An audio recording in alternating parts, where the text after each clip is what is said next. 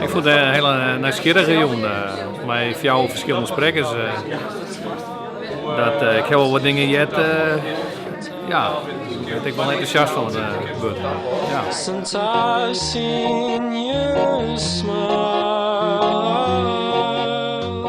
Ja, ze hebben alle fjouwer hun eigen dingen waarvan ik denk, ze vullen elkaar ik mooi aan.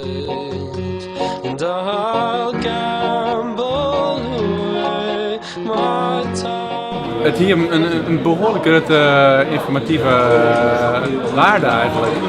Ik heb dingen gezien en geleerd die ik ga niet koer. Dat vind ik heel aardig.